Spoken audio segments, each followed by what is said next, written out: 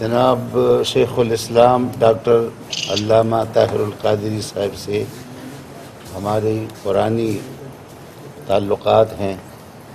اور برادرانہ تعلقات ہیں، آنا جانا ہے، اور اس وقت یہ کافی عرصہ اپنی بیرون ملک علمی مشاغل میں بسر کر کے واپس تشریف لائے ہیں، تو ہماری بھی خواہش تھی کہ ان کے ساتھ ایک ملاقات ہو جائے۔ انہوں نے بھی شفقت کی اور ہمیں دعوت دی، تو ہم یہاں پہ ان کے پاس حاضر ہوئے ہیں۔ یہ تو اصل میں ایک خانقاہ قادریہ ہے، تو یہاں پہ روحانی فیض حاصل کرنے کے لیے لوگ آتے ہیں، تو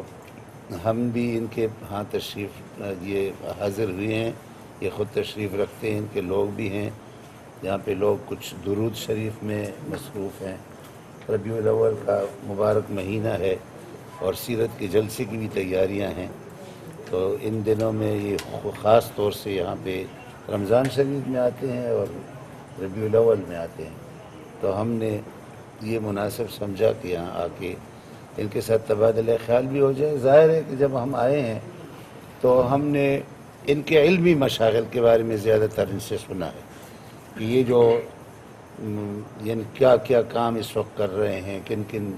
موضوعات پہ کام کر رہے ہیں، کون کون سی کتابیں ان کے زیر تصنیف ہیں، اور جو عالم اسلام کو خطرات علمی دنیا میں چیلنجز درپیش ہیں ان کا یہ کس طریقے سے مقابلہ کر رہے ہیں۔ پھر یہ جو یہاں کی سیاسی حالات ہیں اس کے بارے میں بھی سرسری بات ہوئی ہے۔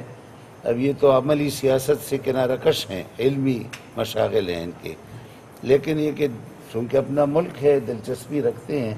تو اس لیے اس کے بارے میں بھی انہوں نے کچھ جو پوچھا ہے تو ہم نے اپنی معروضات پیش کی ہیں۔